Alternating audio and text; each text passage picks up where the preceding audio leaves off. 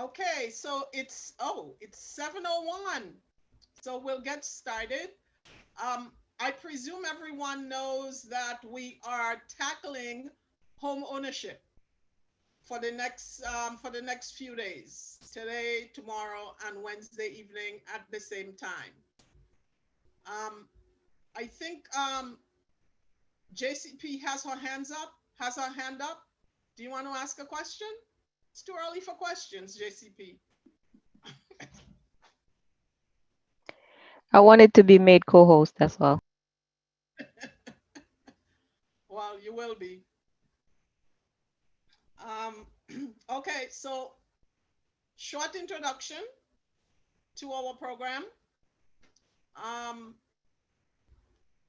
as you all know, we live in New York and housing is a big question mark over everyone. It's always been, it's just a little more acute right now. Um,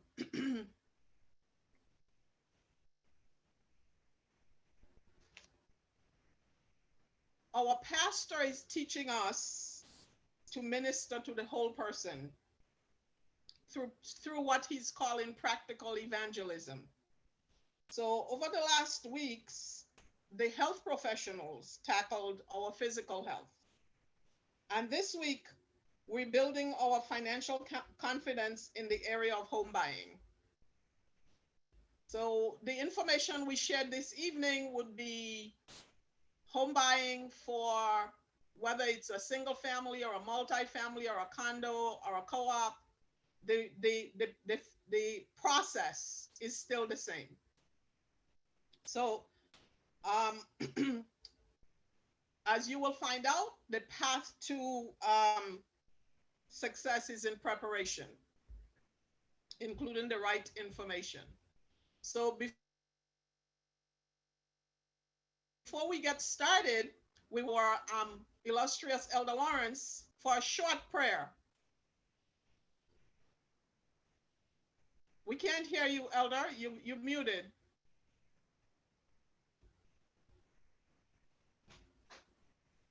Okay, you can hear me now. Yes, a Right. short prayer, please. Thank Yeah. you. Let's pray. Heavenly Father, we just want to thank you for the opportunity you've given us to share practical knowledge with our community. We ask your divine presence, Father, this evening. We thank you for your watch care and your provision for us as we live in this world of ours. Your word says that you want us to live an abundant life. So we pray that the info presented tonight by Sister Garrett will be a blessing to all who listen. We pray a blessing on those who listen, and may they leave with an increased understanding, increased knowledge of how to acquire and finance their own homes. May we use the information given to improve our families' lives and also our community. Hear our prayer, O Lord. We pray in the name of Jesus. Amen. Amen. Amen. Thank you, Elder. And we have a short scripture reading that will help guide us as we go through this evening's very crucial information. So we have a text, Luke 14:28. You can look it up later, but it goes like this. For which of you, intending to build a tower, does not sit down first and count the cost, whether he has enough to finish it? This is the same concept behind successful home ownership. So our Zoom master tonight is the very talented and brilliant Janella Peters. So Janella, if you could you put up the bio and the outline if you can, both of them. Oh, one at a time. Okay. So now one of the things that I do normally when I facilitate workshops, I put in my technical expertise and my passport to actually teach financial literacy. It's now on the screen. I hope everyone can see it. I have been working in the financial industry since 1980. Um, at least half of that time, I have been working in the space of home ownership, especially first-time home ownership. I was educated here in Brooklyn College, business management and finance. I also have worked with some Fortune 500 companies, Citibank as a mortgage consultant, Chase as a loan officer. I also have been working as a financial counselor for the last 12 years. And I have covered every aspect of home ownership. So I'm coming to you this evening with a wealth of information that I've picked up over the last few years, few decades. And my hope and prayer is that we have a lot of young people on this Zoom, in this, I can't call it the Zoom cathedral because it's not Sabbath, but in this Zoom room tonight, I hope we have a lot of young people, because you'll need that, and you'll need to arm yourself with that information so you could be successful in acquiring property, not just homes, but property, because the information that I'll share with you will go a long way for all kinds of real estate acquisitions down the road, including your primary residence, your personal home. Excuse So me, Sister Garrett. Is it coming from me or you just low? I could barely hear you. oh, are you hearing me better? Maybe I was away from the microphone. Am I better now? A little, but you're still not Really? as clear as Elder Lawrence was. Elder Lawrence has a better system. I don't know. I'm not muted. My cameras, my Oh, you're not muted. my microphone seems to be okay. I don't know. Is everybody having the same problem, the same I'm issue? hearing Sister Garrett loud and clear. You Sister hearing me Garrett, loud and clear, Sister Pottinger? You sound as though you're far away. I was having a problem signing in, so I don't know. I had to go a different route. So I don't know if that's part of the problem.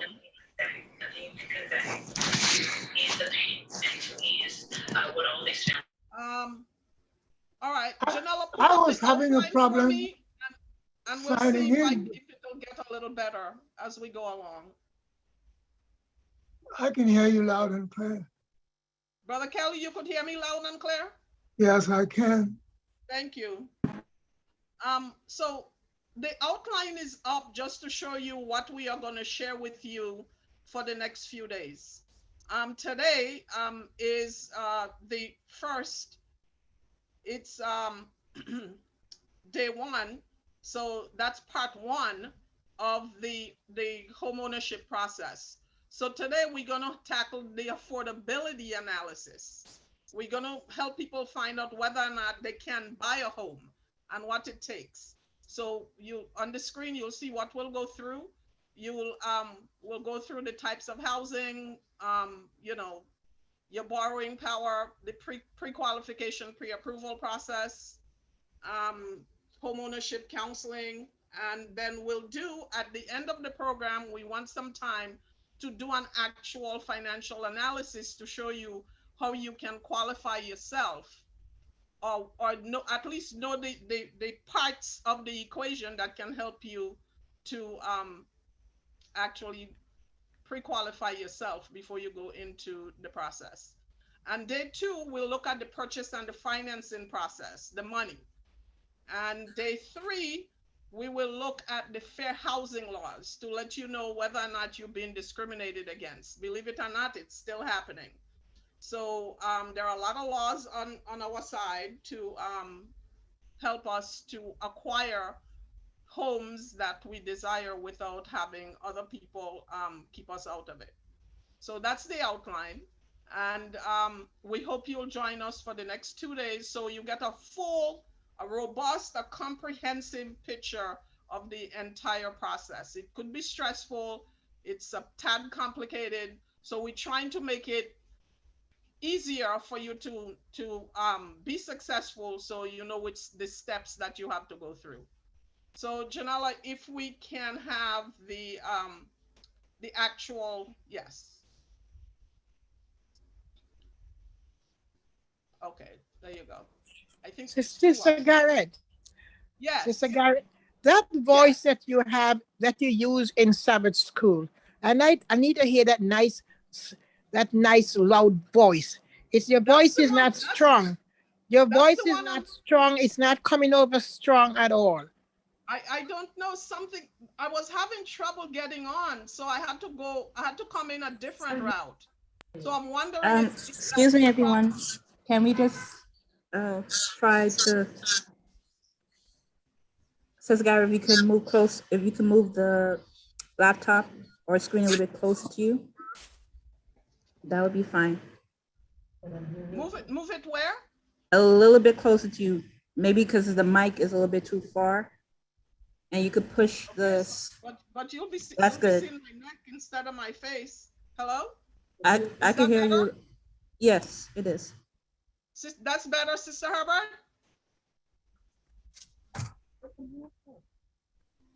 Sister Good Luck, is that better? It's a little better. Yeah. Okay. All right, so hopefully this will hold up.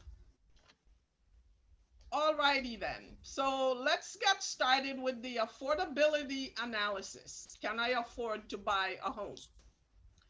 Now, answering that question is really crucial before you even start the process.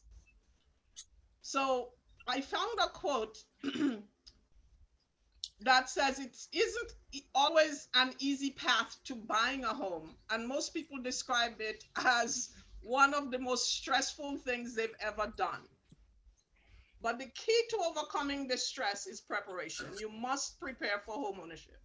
You can't wake up one day and go, I know what, I'll try to get a house in 6 months, or I want to buy a house before the year is up. It doesn't quite work that way. Unless you're independently wealthy, it's not going to work out that way. So we're going to go through preparing yourself for successful home ownership. This is what this is all about. And I had a conversation with Elder Lawrence earlier about the problems that our community is facing with the rental situation. We've always had a rental problem in New York, but with the pandemic, it's much more acute.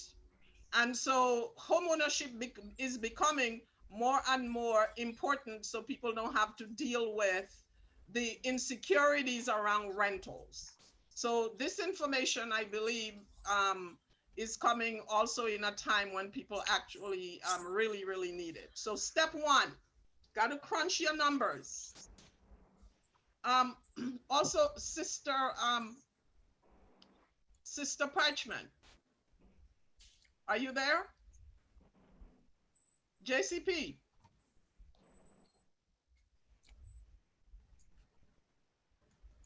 Okay, if anybody sees Sister Parchment, tell her to field questions and look for hands going up, so we could try to facilitate people's concerns and questions and whatever. So the first thing you do, you crunch your numbers. You have to consider the financial aspects of owning versus renting. And look at your upfront costs. Upfront costs are for home ownership, down payment, closing costs, moving in cost. When the cost for home ownership is not only in purchasing the property, you also have to have money for probably furnishing the property, maybe doing small repairs and stuff like that.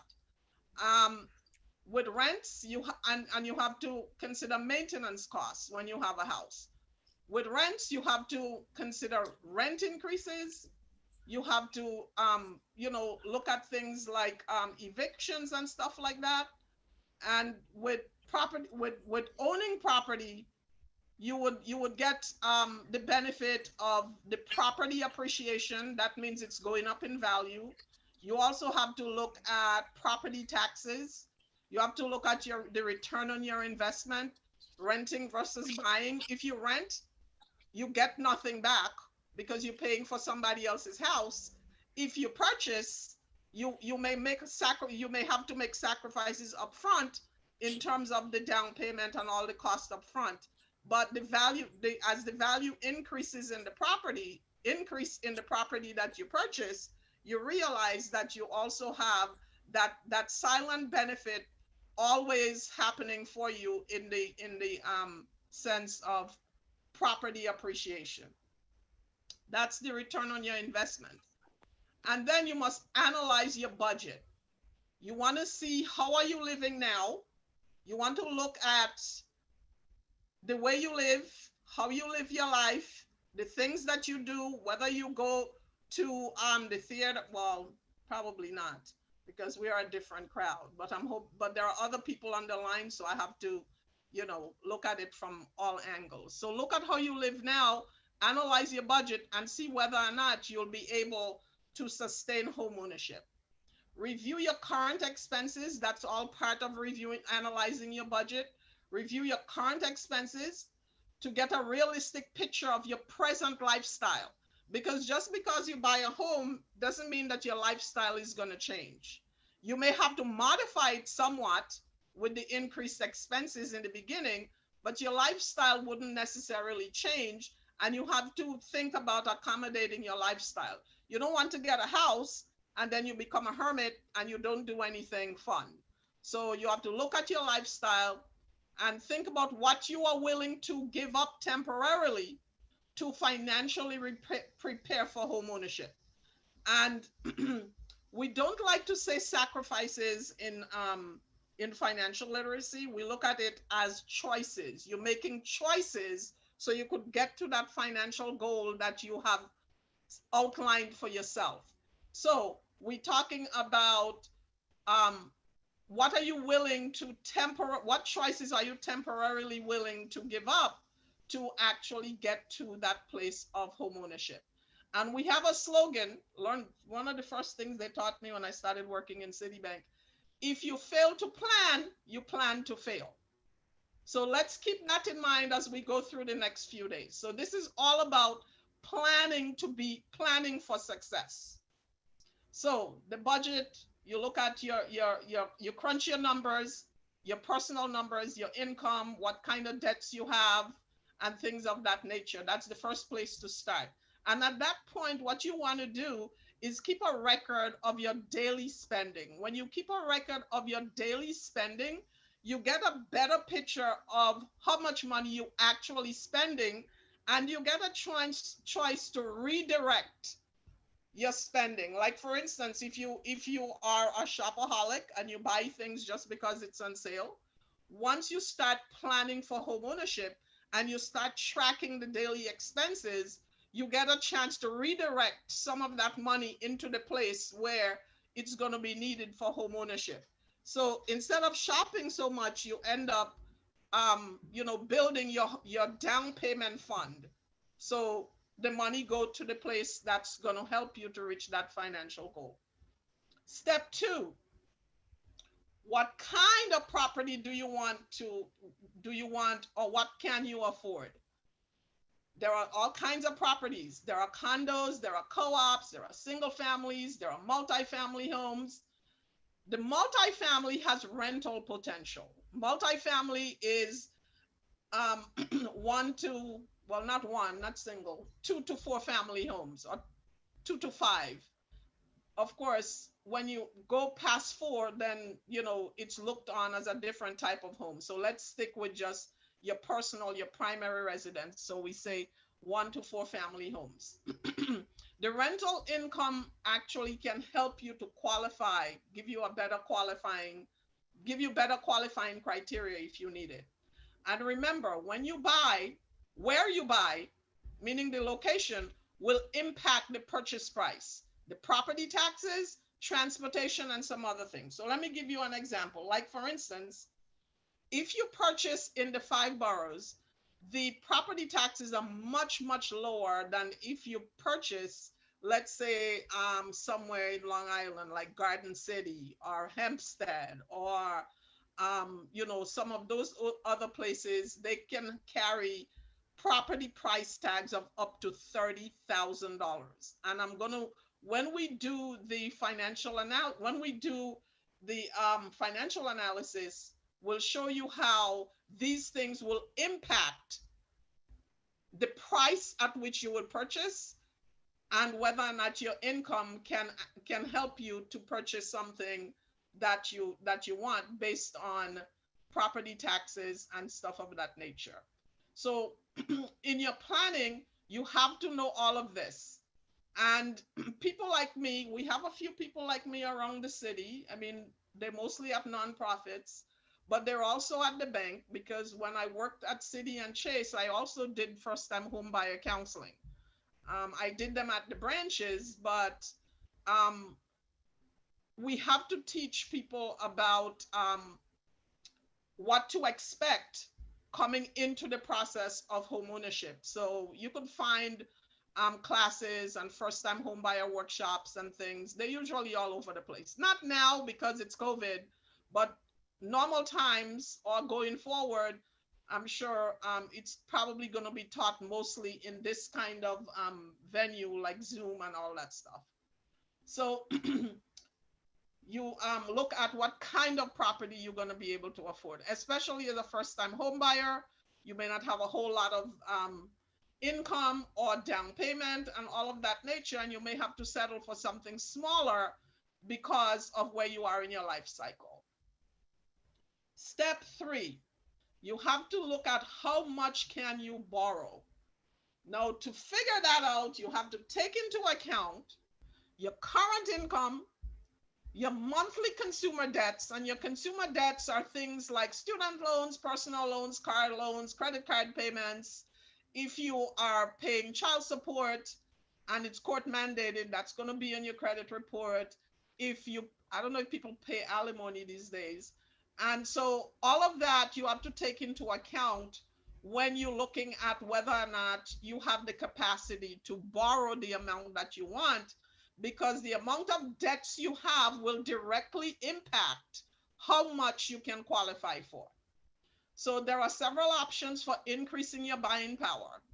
So when we talk about increasing your buying power, we're talking about what can you do to minimize the impact of any kind of debts that may be reducing your affordability based on your income and your down payments and other things. So there are several options for that.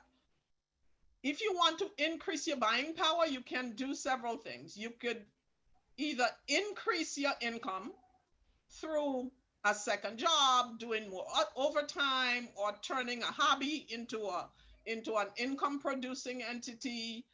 Or there are things that people can do to generate income. It's called a side hustle. A lot of us have it. And so that's one way, increase your income. You could also reduce, you could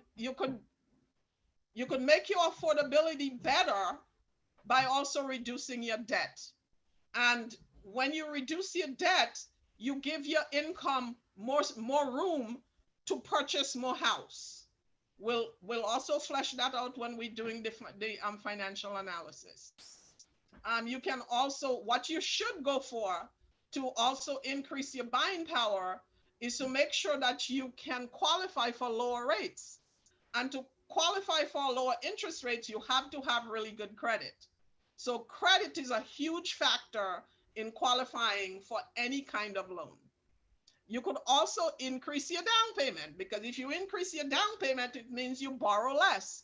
And if the loan is smaller, you require less income to qualify. So if you put down a 20% or a 50% or a 60% down, your loan gets much smaller, so your income and your debts doesn't have the same impact on your affordability as if you only putting down, let's say 10% or less. I don't recommend putting down less, but sometimes, if you don't have it. Also too, try to avoid PMI. PMI is private mortgage insurance. And private mortgage insurance is an insurance that the bank usually purchase to protect itself from defaults if you actually put down less than 20%. And that's where that 20% came from. The banks have determined that people who put down 20% or more towards the purchase of anything or in any loan, that they have a bigger vested interest in that thing being successful, so they are less likely to go into default. They're less likely to go into foreclosure. And so that's the standard that the bank uses to figure out whether or not they should purchase additional insurance in case that person defaults on the loan and they don't get their payments for the length of time that the loan is given. So private, if you put 20% down or more, so then the bank doesn't need to purchase the private mortgage insurance. So all of these things can help increase your buying power when it comes to getting the house of your dreams or the property that is best suited for you. And I have something here highlighted in bold. To help with the affordability problem, many nonprofit organizations, including government, state, local, and federal agencies, and some employers offer down payment assistance to support long-term affordable housing. So that's a whole nother topic we can do another time, but help is there to help. Help is there to assist. Most of these programs, though, they have eligibility requirements and guidelines. You have to be in a certain income level, mostly low to moderate income. And also, if you have young families and you have other issues, you may have mobility issues and you need special housing and things of that nature. So there's some help somewhere in some places for assistance with down payment, but those guidelines are very hard and fast, and sometimes they put a little restriction on the property as to when you can sell, at what point, and if you go afoul of that, there are sometimes recapture requirements that could come into play. But that's we'll talk about that another time. But it's there if you need it. Step 4. How's your credit? Your FICO score. Oh, your FICO score. That's the thing that underpins every credit decision banks and financial companies make, even more so than what your income is. Your income is important, but your credit is crucial. Your FICO score determines your financing options. Do you have to, so and remember, this is the affordability. We're looking to see if you have the capacity to purchase. So these are the things we're looking at. How's your credit? Your FICO score determines your financing options. Do you have to establish credit? That's one question. Do you have to repair credit? That's another. Do you have to reduce your credit utilization? Or would your lender need to use non-traditional credit to satisfy the credit qualifying criteria? So establishing credit, I'm pretty sure most people know what that means. It just means you have to have a credit history. Repair credit, it means if your credit's bad, the thing to do before you apply for a loan is to make sure you fix your credit. So you'd be looking for people like me, or some other at the bank. Well, you wouldn't find credit repair people at the bank. You'll find them mostly in nonprofits, and also you can get information from the credit bureaus themselves to help you to actually improve your credit. Do you have to reduce your credit utilization? And the credit utilization means how much of your credit are you using in comparison to the amount of credit you have? So let's say that you have totally the amount of credit you have, and we let's think of it in the sense of credit cards or car loans, student loans, and all of that. So if you have a credit ability of $100,000. Well, no, that's too much. Let's say because that's a lot of credit. 100,000 is a lot of credit. So let's be realistic. Let's say 30,000. And of that 30,000 credit lines that you have available, combined lines that you have available, let's say of that 30,000, you are using 25,000. So it means you have 30,000 available, but you now holding about 25,000 in debt. So you use that's a lot of the credit that you are utilizing, and that will impact your credit score. The rule of thumb is that you shouldn't use more than 30% of your available credit at any given time. So I want to do the calculations here, but I have no light. So excuse me. Oh, Garrett, put that light on for me here. And close this. Oh, better. Thank you.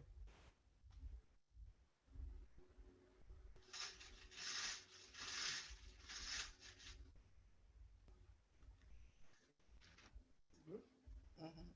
Thank you. Fan good? You want more fan? No, I'm good. Thank you. So where were we? Credit utilization. So if you have 30,000 in credit available, you really shouldn't be using more than about 9 or 10,000 of it at any given time. That's 30% of the 30,000 I was just talking about. So you have to be careful about your credit utilization when you're looking towards when you're going towards home ownership. Now, also too, I don't know if you've heard of non-traditional credit. For people who do not have mainstream credit histories, like you have a credit report where you can, if the bank so desire, they can pull a credit report and they'll see that you have credit with several different vendors, and maybe you have some student loan, maybe you have some furniture loans, maybe you have, something with Home Depot. All of this make up your credit history. Some people don't have that. So there's something called non-traditional credit that the bank will look for. And non-traditional credit include things like how well are you paying? What's your payment history with your utility companies, like with Con Edison, or with the gas company, or with your cell phone, or your insurance. They also can get letters from your utility companies and other vendors to actually verify your payment history with them. That's non-traditional credit, and the bank will use it in the absence of established credit where you have an actual credit report. It's not used a lot, but under extenuating circumstances, the bank can actually use non-traditional credit. Also, too, the bank can pull a credit report called a full factual report that they'll get all of that information about your utility payments and your cell phone and your insurance and other things like that. So that's non-traditional credit. Step 5, which mortgage product is best for you? There's conventional, there's FHA, there's VA, there's Sonny Mae, which is the state of New York mortgage agency. Because the product you choose, or the product that you qualify for, will impact your down payment amounts. It's also going to impact your closing costs. Then also PMI, we talk about private mortgage insurance. There's a cousin to that called MIP, mortgage insurance premium. That's what it's called if your loan is an FHA. A FHA loan is a federally guaranteed homeowner loan with a local bank. And also we talked about making a 20% down payment will eliminate the PMI. So that helps you out, and you give you the benefit of borrowing less, because when you put down more, you borrow less, and the possibility of receiving a more attractive interest rate and terms from the bank. So you have to make yourself attractive to the bank. The more money you put down, the better you look. When I say you, I don't mean you as a person, but the better you look on paper. The more you put down, if you have a FICO score, your credit score is 700 and up, that makes you also very attractive. And if if your income is, moderate, you need to make yourself attractive by considering higher down payments and excellent credit scores. Banks cannot resist excellent credit scores and high down payments, or at least a 20% down. Now, having said that, don't automatically discount home ownership just because you don't have 20% to put down.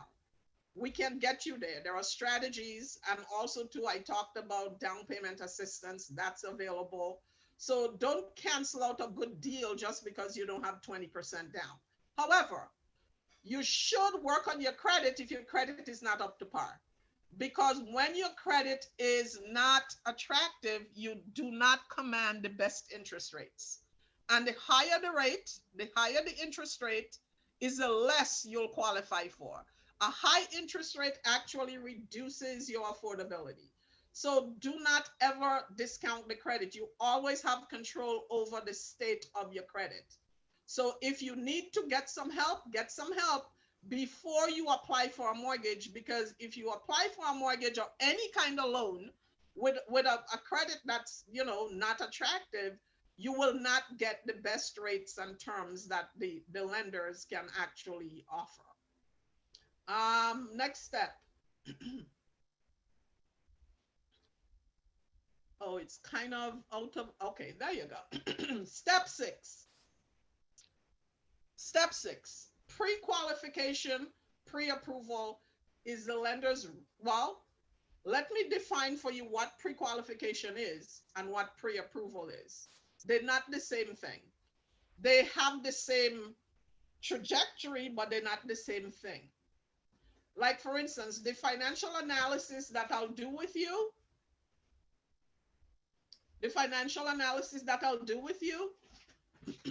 is actually, that's going to be a pre-qualification. So we can pre-qualify you. I'm going to show you how to do a quick and dirty pre-qualification. That's just, the pre-qualification is based on information you give me, you tell me. If you tell me I make $100,000 a year, my credit is 749, I'm putting 20% down, and all of that stuff, I can do a financial analysis based on what you tell me.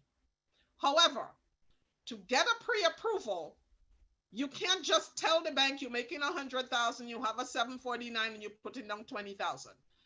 For the bank to give you a pre-approval, which a pre-approval is a promise to make a mortgage once you get a property. So that's actually a promise from the bank. So that's hard and fast. It's on paper. But before they do that, you have to give them your pay stub so they could verify what you're telling them.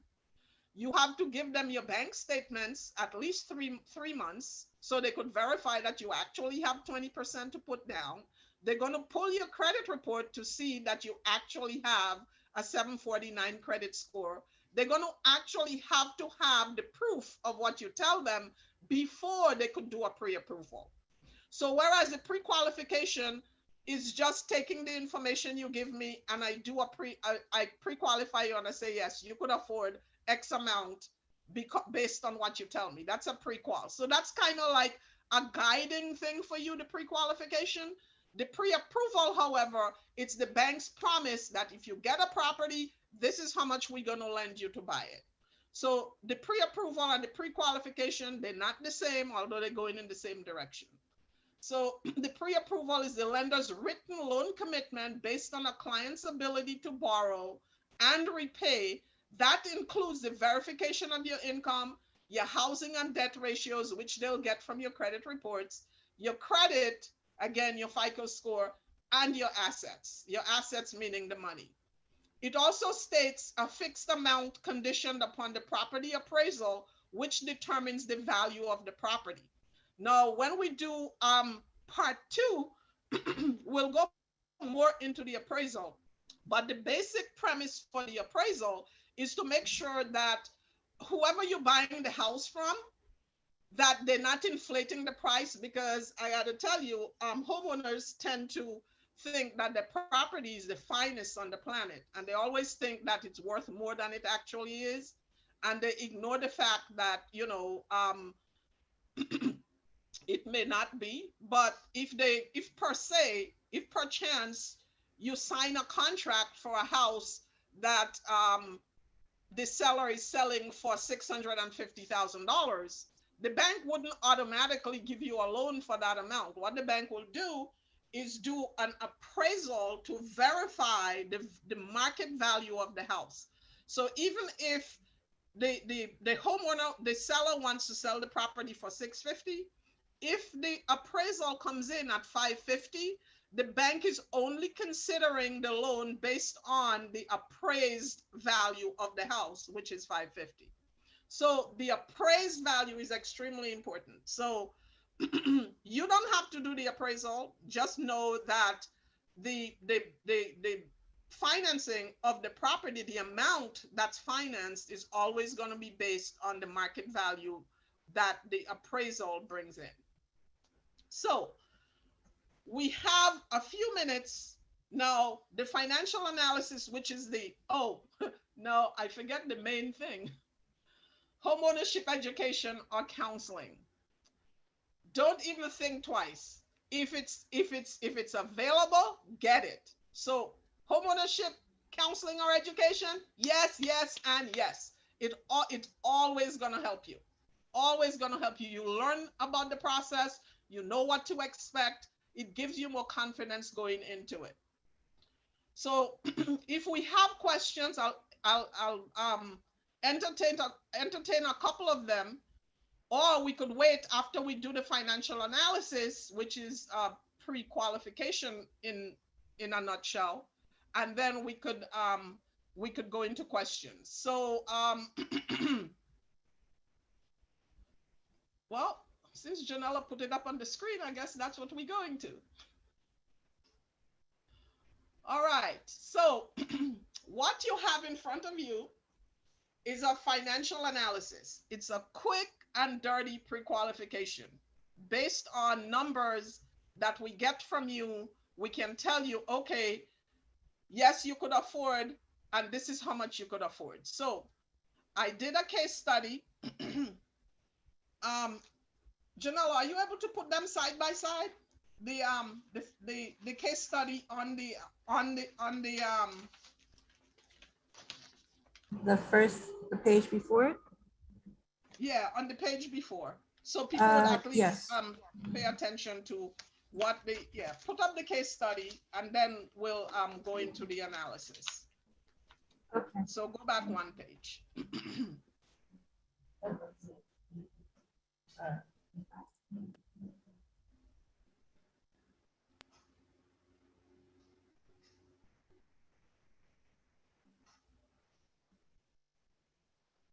We lost it, Janelle. Is it coming?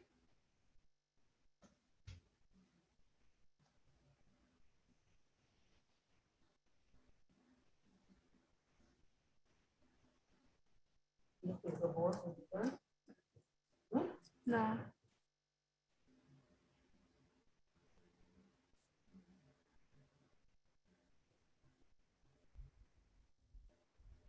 Okay, there you go. On my right, this is probably your right also.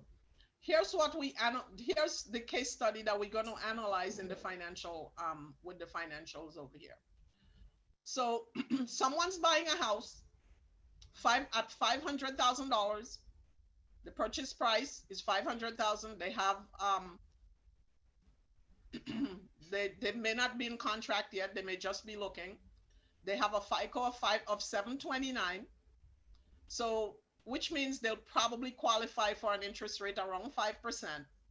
They're going to put 20% down, which is 100,000, because the purchase price is 500,000. So 20% is 100.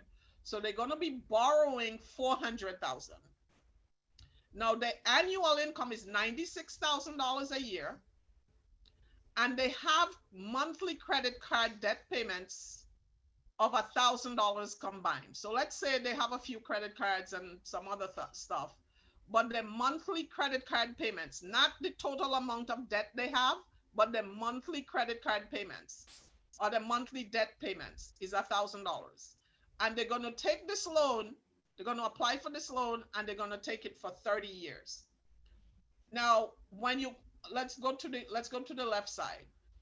When you doing calculations for loan payments for amortization, you don't use years, you use months. So this 30 years is going to translate into 360 months. 360 months is 30 years. So we go to the other side of the equation. Janella, you may have to cancel out the right side so we could get the left side bigger, because I'm not sure if is everybody seeing the numbers on the financial analysis? Hello? Yes, yes. All right. Yes. So if you notice the financial analysis, we start with a name and the address. It's getting blurry. The address of the potential buyer and the phone number, because you have to be able to contact the client. The bank has to be able to contact. It's a little blurry, Janella. Maybe you should remove the right side and just give us the financial analysis form, if you could do that. There you go. Thank you. Oh. Right. Now it's brighter. There you go. Thank you. Okay. So now remember, we're doing it at 5%. So where it says interest rate, you see 5%. You see the purchase price, 500,000. The mortgage term is 360 months. That's 30 years. The down payment, 20%, that's 100,000. And you're going to go for a conventional loan. A conventional loan is usually what first-time home buyers get, unless they have issues and they have to look for other programs. So you remember we said that the annual income for this potential buyer was $96,000 a year. So that's $8,000 a month. Now, if you look on the left side of the screen where it says of the form, the worksheet, where it says assets, $8,000 in income. But if they were making overtime, then they'll add overtime to that. Obviously, no overtime, so I didn't put overtime here. If they have bonuses, and to count overtime and bonuses, they have to be getting it consistently for the last 2 years. If it's something that's sporadic, it's usually not counted. It's got to be consistent. Also, to rental income, we mentioned at the top of this that some people buy multifamily homes, so they'll have the benefit of rental income. So if a person's income is on the low side and they're buying a multifamily home, what the bank will do is use about between 50 and 60% of the potential rental income to help the person qualify if they need that help to help them qualify for the loan. So there's no rental income, there's no child support. Actually, child support is never included in the qualification process. So the total income we're working with is $8,000 a month, because remember, you make your mortgage payment monthly, so everything is calculated on a monthly basis. So we move to the right side of the worksheet, and make it right. There you go. It's a little clearer. Under liabilities. Now, what I did was calculate. Maybe I should have put the calculation on the screen. What I did was calculate what your monthly payment will be, the principal and the interest payment, when you borrow $400,000 at 5% for 30 years. The monthly principal and interest payment is $2,147. And sometimes if there's a second smaller mortgage, they used to call a piggyback back in the day. They don't do that anymore because that was one of the causes for the mortgage meltdown. And the real estate taxes. Now here we're talking about, that's when you'll see how real estate taxes come into the equation. So let's say what I've been describing is a house in Brooklyn, a single family house. Brooklyn taxes much lower, well, the boroughs.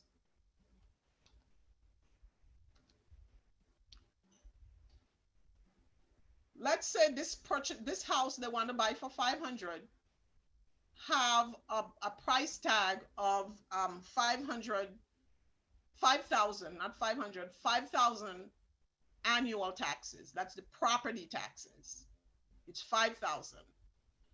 So what the bank will do is divide that 5,000 by 12 and add 1/12 of the property taxes to your mortgage payment. So every month the bank will capture 1/12 of the property taxes along with your mortgage payment. So it's added to this when the monthly mortgage payment is calculated. Also, because you have to buy insurance, you have to buy homeowners insurance, and depending on where you live, sometimes you have to buy flood insurance. Like I live in Coney Island, so it's mandatory that I have flood insurance. And flood insurance is extremely expensive. So again, depending on where you want to buy, you have to consider these things. And when you're using a real estate broker, which I would recommend, you'll see why you will need a real estate broker when we do tomorrow's workshop. They should know what the area that you're looking to buy, whether or not it's considered a flood zone. Because if it's considered a flood zone, then flood insurance is not optional. You will have to purchase flood insurance before the bank will actually close. But let's say this is not flood insurance. This is not a flood area that I'm describing here in this financial analysis. Let's say this person living somewhere up by Flatbush, maybe by Brooklyn College over there. So what the bank will do is estimate how much insurance you'll have to purchase and what your annual insurance premium is going to be for the year. And in this case, I guess probably about $1,200 a year would be your homeowner's insurance premium, because you're not in a flood zone. So the bank again takes 1/12 of your premium and add it to your monthly mortgage payment. So what the bank is doing in essence, and for those of you who have homes or have had homes, you know that the bank pays your homeowner's insurance and your property taxes as long as you have a mortgage with them. And the rationale is the bank do not want to take the chance that they allow you to pay your property taxes and your homeowner's insurance premium, and you forget, and the insurance lapse, or the city put a lien against the house because you forget to pay your property taxes. Because as long as you have a mortgage, you are in bed with the bank. Y'all have this debt together. So let's start here. Principal and interest, $21.47. You add 1/12 of your property taxes, $417. 1/12 of your homeowner's insurance premium, $100. So combined, this comes out to $2,664 that you have to send to the bank every month. Yeah, wait a minute. Now, Janella, let's go down a little bit before I finish that. Now, if you see here where we have the income analysis, I'll go back to the LTV in a minute, the loan to value analysis. This will tie in after I tell you about the income analysis.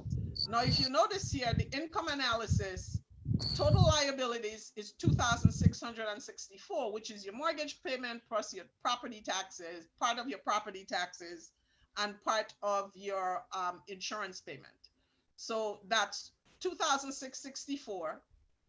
You divide that by your monthly income. Remember, you're making $8,000 a month because your income is $96,000 a year. So it says front end ratio, but all this is saying is that based on the income and the potential mortgage payment you're going to have, you're only using 33% of your gross monthly income when you purchase this property. So this is a good place to be because the ratios we're working with is 33-38. So this first part is saying based on your income and your potential mortgage payment, you're good. You'll qualify. But let's come back. Let's look at the bottom of the page, total liabilities, right? So this 2664 is principal and interest plus taxes and insurance. But remember, you have $1,000 in monthly consumer debt that you have to pay every month because you have that all the debts. That's why the bank always pulls your credit report because we want to see what kind of debts you have. The debt will impact how much you could borrow. Now, keep in mind here, I'm working with ratios of 33-38, meaning that your other debts, when added to your monthly mortgage payment, should not go over 38%. When you add the mortgage payment plus the debts, you should be around 38% to qualify. But here's how this is going to work out. And you could take out your phones and do the calculations too. So you take the mortgage payment, you add the amount of debt that you're responsible for paying, and you divide that by $8,000, which is your gross monthly income. And your back end now is 46% instead of 38. What does that tell you?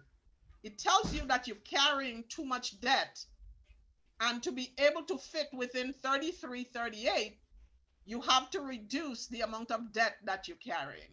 And this is how you can increase your buying power. If you decrease, if your debt was, let's say, $500 a month instead of $1,000, chances are you would qualify under this qualifying ratios here of 33-38.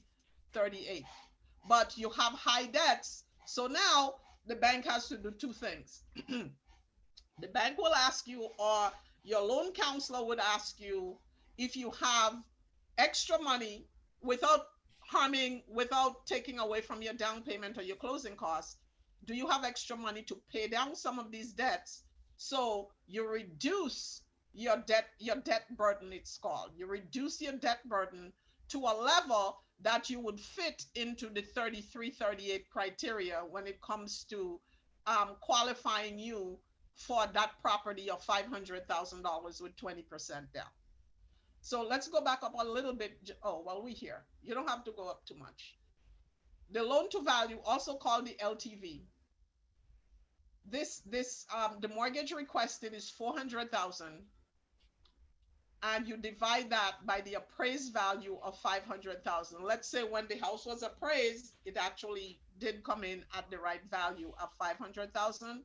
So your loan to value is 80%, which means the bank is financing 80% because you have invested 20% in the purchase of your home. And that's why the bank wouldn't buy PMI, because you have a huge vested interest in making sure that you don't lose your home and you don't end in foreclosure. So there's no PMI here, but the thing that you have to work on is the fact that your debts are high and you won't qualify with these high debts under these ratios because your income is good for the actual loan, but your debts have just kind of pushed you into a different category. So that's how you increase your buying power.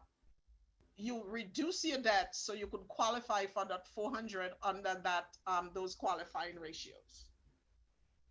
So that's how you do a pre-qualification and see where you are in terms of whether or not you'll qualify for the property you're going after, or if there are some things that you need to do to make yourself more attractive so you have a smoother process, you get great rates, good terms, and the process is more smooth than if there were some things along the way, bad credit and all that stuff. So we have come to the end of go back up, Jamila, of knowing whether or not you will qualify for a mortgage at the price that you're looking for. So in essence is the affordability process, answering the question, can I afford to buy a home? And it also, well, with the financial analysis is an added bonus to tell you where you are in terms of what the bank's going to look at or the financial company is going to look at. Madam Treasurer, we have some questions. Have you been fielding questions?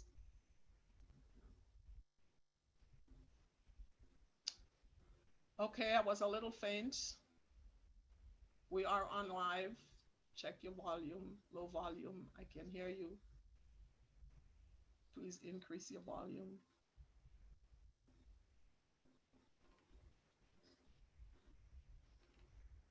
They didn't have a sub. They were talking about telling people about borrowing and so talking about loan. So someone has a question, is 20% the usual down payment rate? No, 20% just is very helpful so you don't have to pay PMI and you get better rates and terms the more money you put down. So the 20% just makes you more attractive to the lender.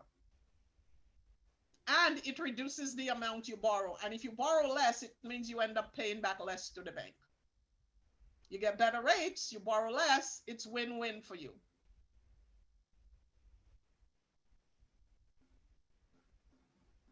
Is that the only question?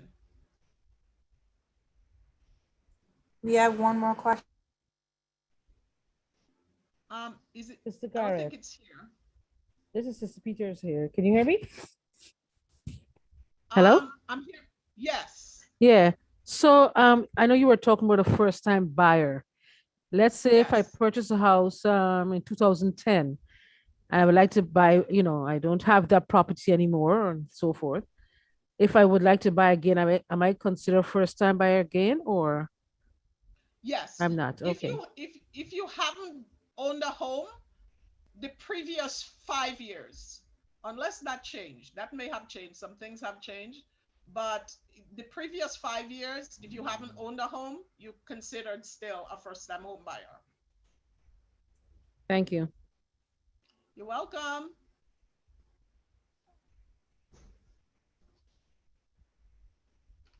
So any concerns, any information that people have heard that they would like to let us know about, that maybe it's accurate, maybe it's not?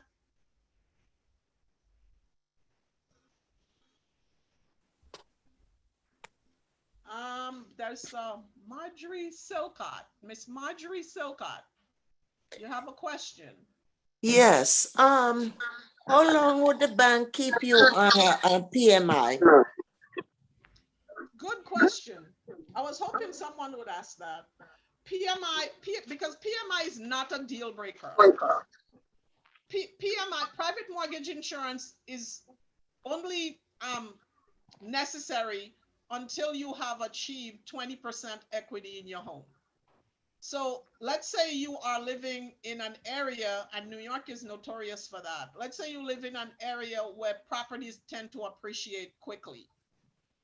You could achieve 20, depending on how much your down payment is. If your down payment is 3%, it's going to take a while for your property to achieve that 20% equity. But let's say you put down 10% or 15%, within a matter of 3 to 5 years, you could achieve that 20% equity because you're in a high equity state where properties go up at a faster pace. So once you have reached that 20% equity, and to know that you'll probably have to spend a couple of dollars, because to get the bank to actually consider removing the PMI, you have to prove to them that you have that 20% equity. So it behooves you, if you think your home have achieved that 20% equity after a few years, you should get a licensed appraiser to appraise the property, to prove to the bank that you have 20% equity or more in the house. And equity is the difference between how much you owe and how much the house is valued for. So if your house is valued at, let's say after 5 years, your house is valued at $600,000, and your mortgage is now, instead of 400,000, it's now 350. Then you have let me do these numbers as I'm saying them so I'm accurate.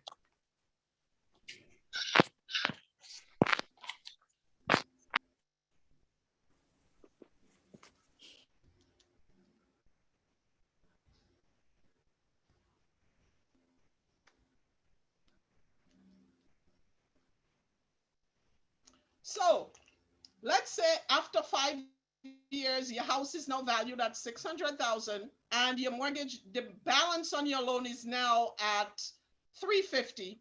Then you have about $250,000 in equity in the house, which represents 42% of you have 42% equity in the house. So that's a really good position. So all you have to do is convince the bank, I have more than 20%, or I have achieved the 20%, and they'll remove the PMI. But you have to do the homework. Thank you. You're welcome. Sister Garrett. Yes. Okay. How about Hold on a second. I think I have a question before you, Sister Herbert. Oh. What is required for buying a second house? You got to have money. Anyway, buying a second house means that it's not going to be considered a primary residence anymore. So it's going to be considered as investment property, and that's a whole nother ball game. Investment properties, they're going to want higher down payments. Depending on what you're buying and where you're buying it, the down payment could be as high as 50%, but many times it could be about 30%. You also have to, if you still have a mortgage on your primary home, it means you now have to qualify for 2 mortgages.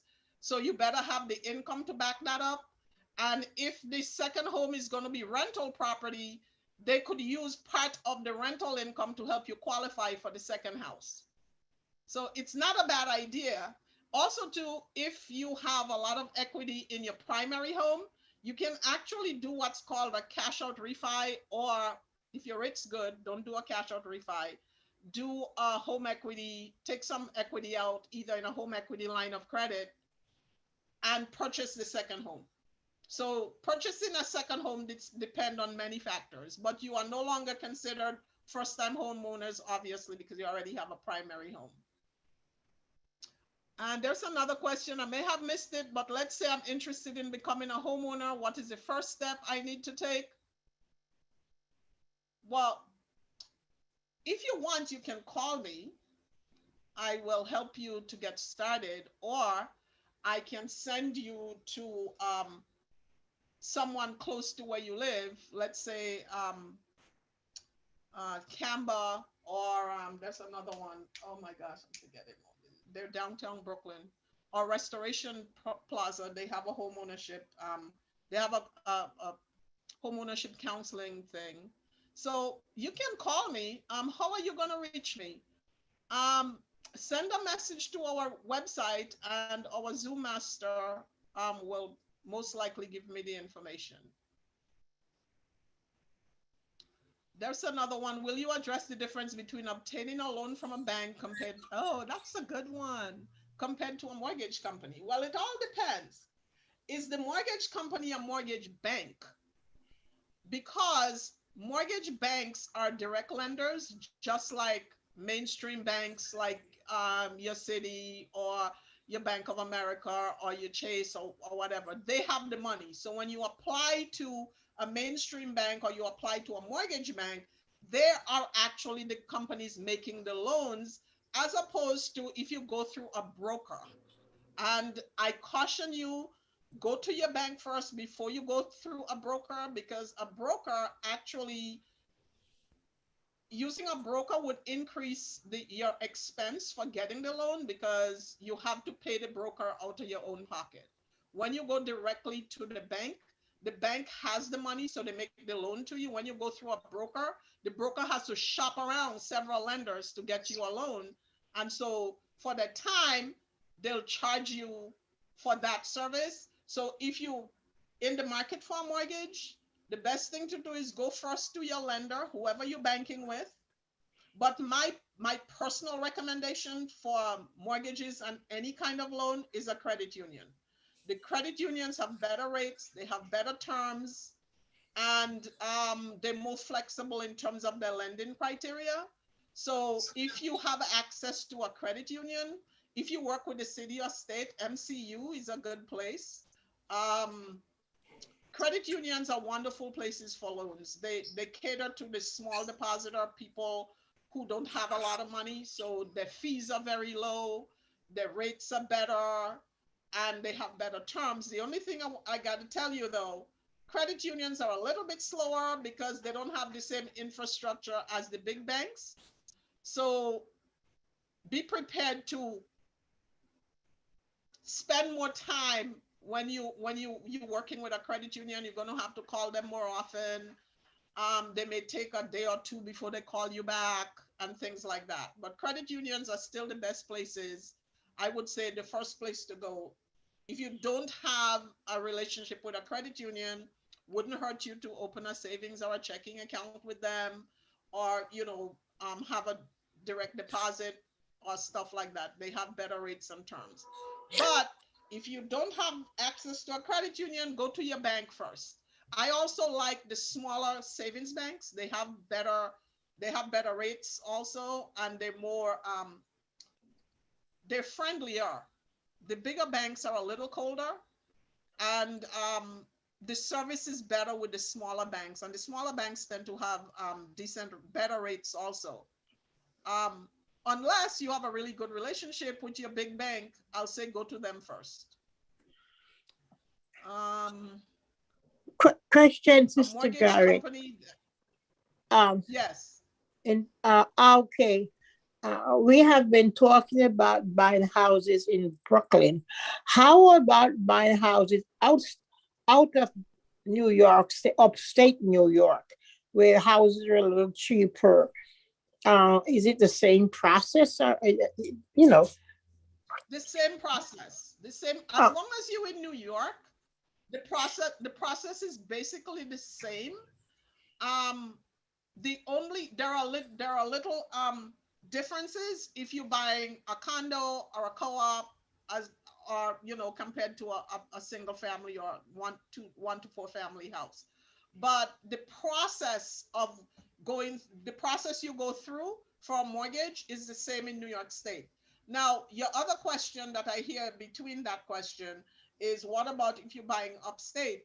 The prices are lower, but the counties tend to have way higher property taxes. And if the property taxes are much higher, your mortgage payment may come out to be about the same or just a few dollars difference, because the high property taxes actually inflate your mortgage payment.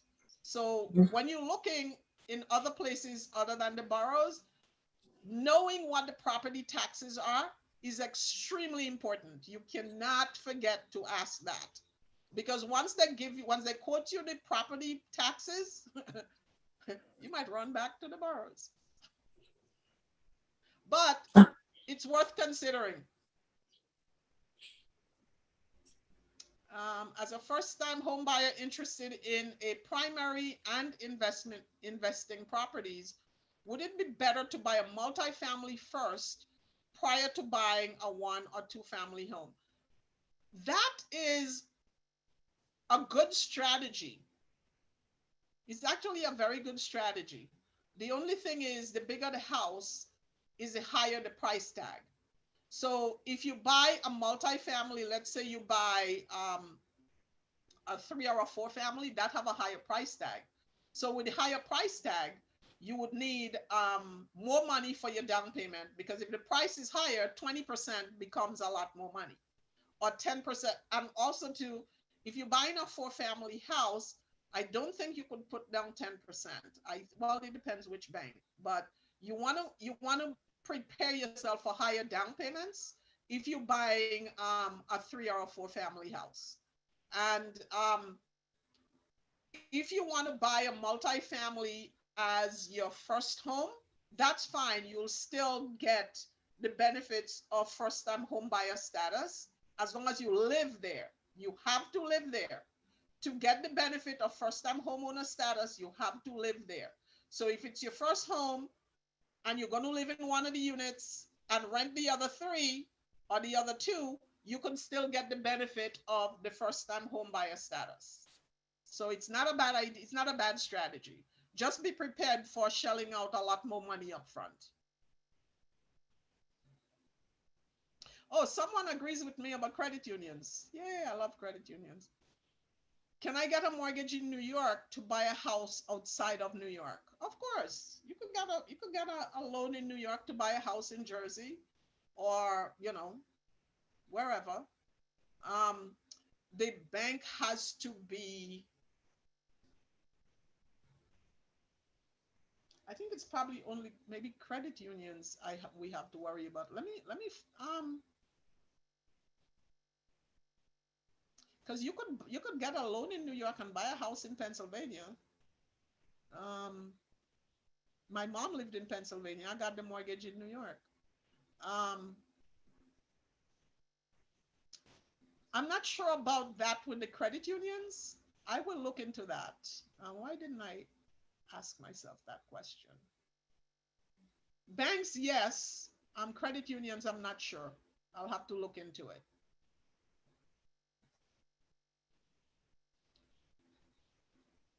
Um, any more questions? Raised hands? Okay, so tomorrow we are going to be doing part 2. And part 2 is basically the the purchase and the financing process. We're going to go into your team. We're going to look at what kind of team you need to assemble once you're going into this. And when I say you need to assemble, I'm talking about getting a broker that works with you and on your behalf. Um, your attorney, you're going to need a real estate attorney. That's another thing with New York. You have to have legal counsel when you're going through the mortgage process. It's not always it's not required in some other states. I know in Pennsylvania you don't need an attorney, but in New York you do. And so we're going to look into that. We also going to discuss at length the appraisal process, the home inspection, the value of the home inspection, and we're going to talk more about escrow and the property insurance and stuff like that. So tomorrow we'll do that. And on Wednesday, we are going to be tackling, we are going to be bringing you information on fair housing laws. Believe it or not, housing discrimination is still alive and well. And knowing when you're being discriminated against is actually crucial so you don't waste your time. And it's always advisable to file a complaint if you know for sure that you are being discriminated against, because that's against the law. And we may have a case study for you on a case that may have been perpetrated a few months ago on another person.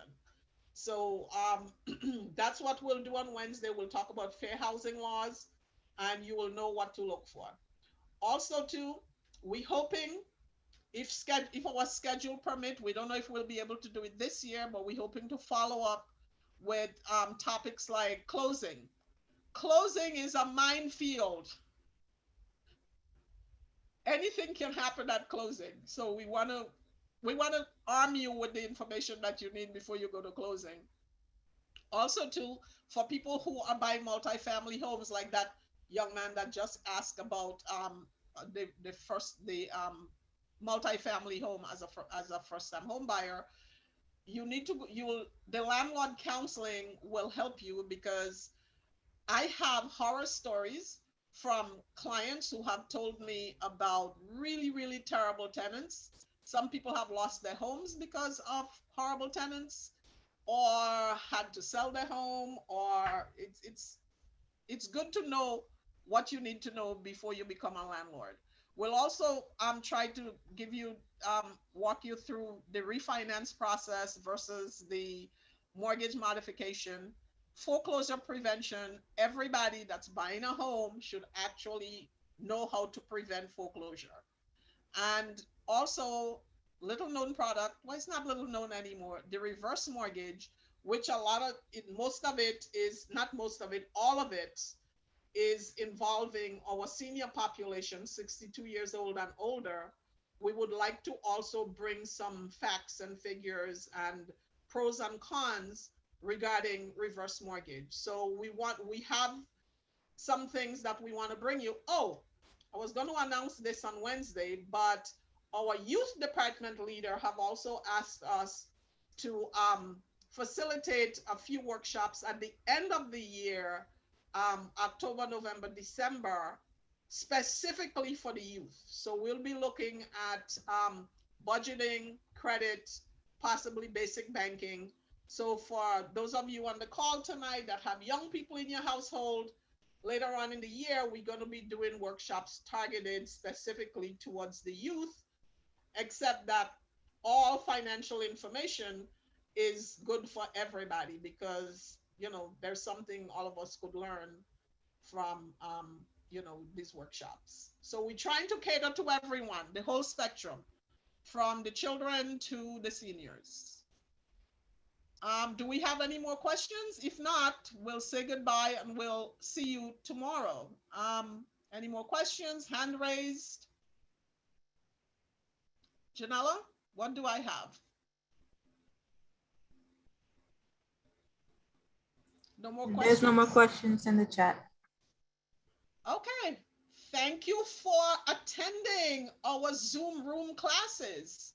We are over the moon. Hopefully you will join us tomorrow, and also again join us on Wednesday to get information on fair housing, so people don't discriminate against you and your basic human right is not trampled on. Thanks for coming. Thank you for your presentation. And thank you, Christian very Fellowship. informative. You. Stay with us. We have a lot of cool Thank you. things that we do at Christian Fellowship. Thank you. Have a good Thank night. you See you very much. tomorrow at 7. Thank you. Take care. Have a good night. Thank you. Thank you. Bye. Thank